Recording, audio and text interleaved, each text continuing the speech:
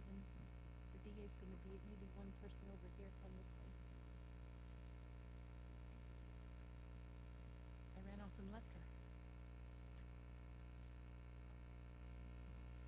Just a couple minutes till the DA gets here.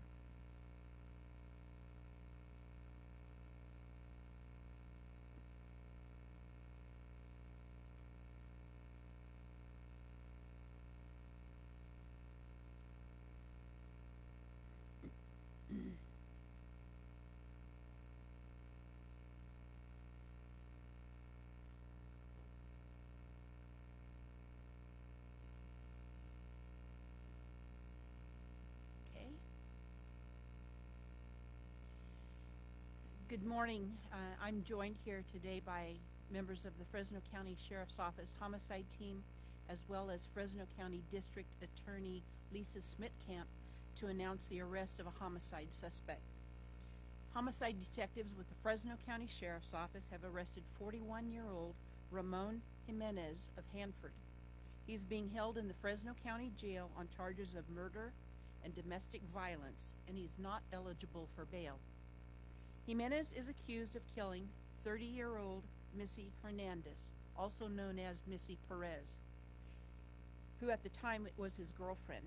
Missy has been missing since December 7th, 2021, and so far she has still not been found.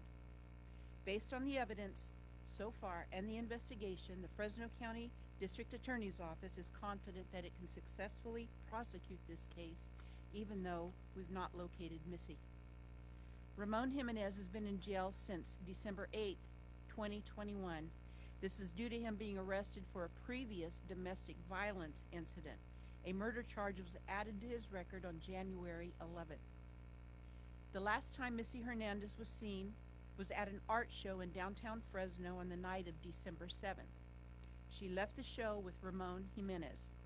The next day, friends contacted the sheriff's office to check Missy's well-being because they were unable to get a hold of her. They considered it unusual for Missy to not respond in a timely manner. During the afternoon of December 8th, a deputy responded to her home on the 6000 block of South Chestnut Avenue in rural Fresno County. The deputy did not find Missy, but did make contact with Ramon Jimenez. The deputy recognized Jimenez as a person wanted for domestic violence against Missy in October at this same address.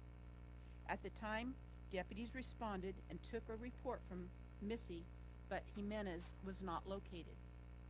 The deputy took Jimenez into custody on December 8th and booked him into the jail. On December 9th, friends of Missy went to her house and was able to get inside. Missy was nowhere to be found, but they did find evidence that she may be injured and need help. They made a report to the sheriff's office. Deputies, along with homicide detectives and members of the crime scene unit, eventually all responded to the house. Through the collection of evidence, Missy's disappearance is considered suspicious.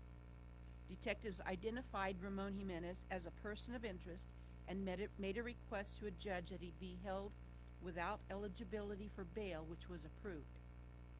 Over the course of the month-long investigation, detectives developed an overwhelming amount of forensic and digital evidence, some of which included DNA indicating a violent act took place at Missy's home.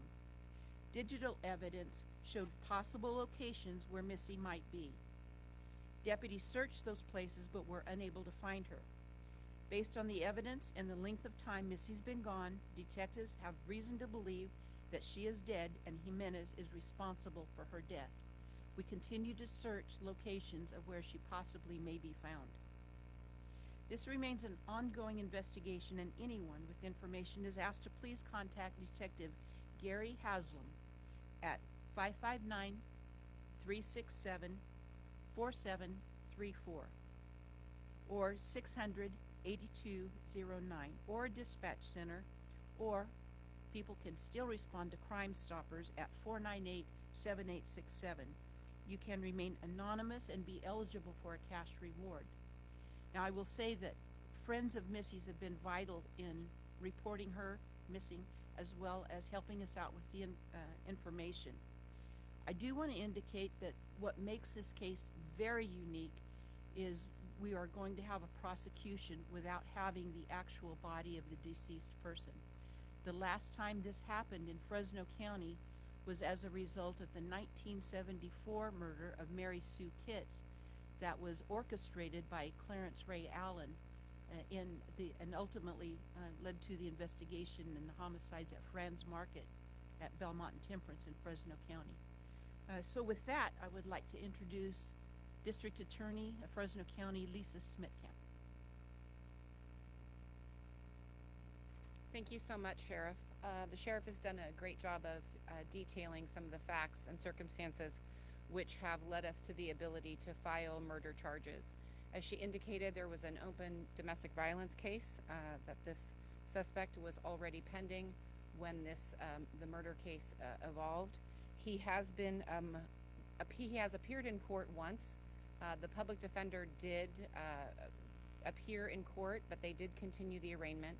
He is now set for the next hearing, which is a continued arraignment in March 22nd specifically, and at that time they will revisit the issue of bail, and an attorney will officially be appointed for him.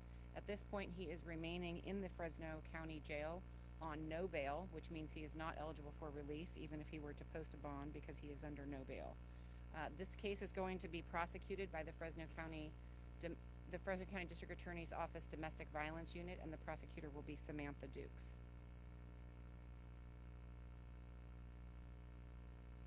Thank you, DA Smitkamp. What we believe is there still may be information out there that could help us with additional evidence in this case, and we're urging the public to call in if they'd had any conversations or contact with Ramon that might help us with this case. Please call in. So with that, are there any questions? Missy reported this in October, and Ramon was the suspect. Deputies looked for him at the time. He was not located, so he was still wanted for that assault. The deputy researched that address on his way to the call. He discovered that Ramon was a wanted person in that DV case, and as he arrived, he made contact with Ramon at the residence, knowing he was arrestable for the domestic violence.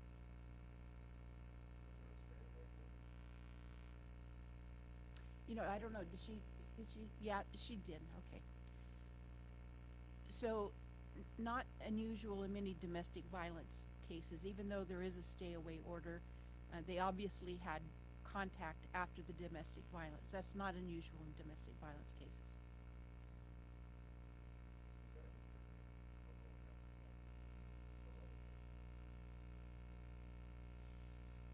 So when I talked to detectives and were briefed this morning and today, when they confirmed that there's no prior criminal history on Ramon's part.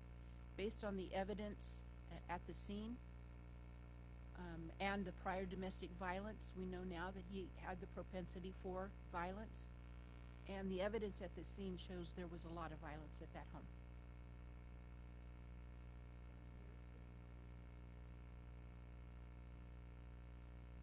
So at this point, and just to clarify, I know this isn't significant criminal history, but he did have one prior drunk driving case from 2011 in addition to the pending domestic violence case. And at this time, based on the first degree murder allegation that we have, he's facing 25 to life.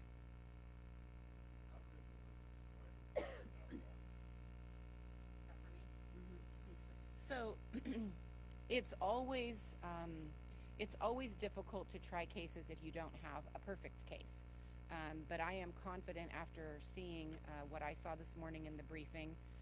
Our homicide unit, our domestic violence unit has been involved in this case. Our investigators have been involved in this case. And while I'm up here, I would like to compliment the Sheriff's Department on an excellent job. And I think that when the facts of this case are revealed, you will see that there really is not any other option other than to believe that this poor young woman is no longer living. And so it is very difficult to prosecute a homicide case, which is the killing of one human being by another without a body, without an actual dead body to show evidence of at a trial. But when you have the kind of work that has been done by these detectives behind me and by the crime analyst who did amazing forensic work in this case, we are confident that we will be able to successfully prosecute this case and prove to a jury beyond a reasonable doubt that this person very violently murdered Ms. Hernandez.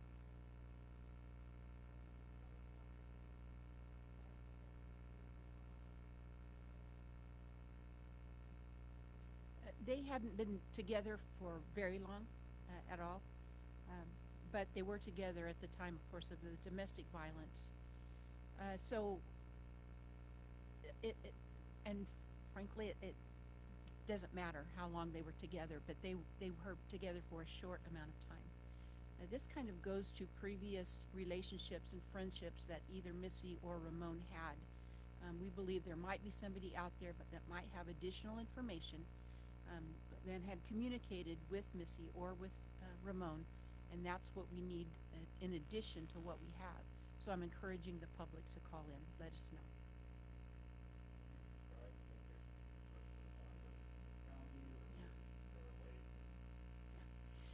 So the locations that have been identified are in several counties. So not only Fresno County, but even points beyond.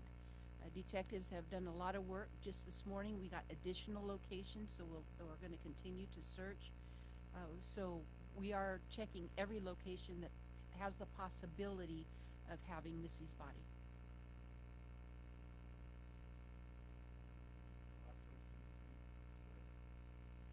The last place she was seen was at the art show with Jimenez the day before she was reported missing. Downtown Fresno. Downtown Fresno.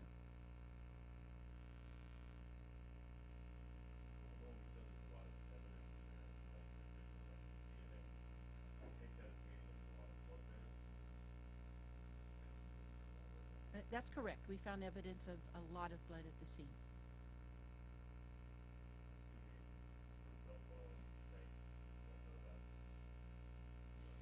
We do have digital evidence from many sources.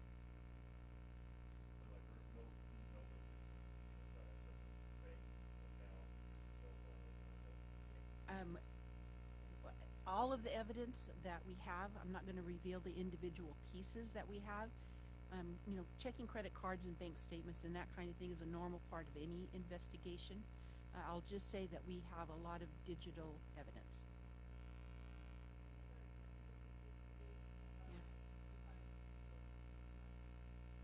Well, we have such an overwhelming amount of evidence, and of course we're going to continue looking for more. But just the fact that we have a missing homicide victim makes this very difficult. As I said, this is only the second case we've had in Fresno County that's been prosecuted without a body. So that's what makes it very unique and challenging. However, the detectives did a great job, and I want to commend the DA's office, because when we called them, they assigned an investigator to the case as well. We've been running it past the prosecutors to make sure that we had everything that they needed. So this has been a partnership and a joint investigation from the beginning.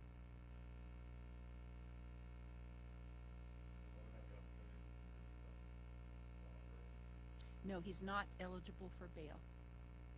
We went through a court process for that. The judge agreed when presented with the case that he should not be able to bail out.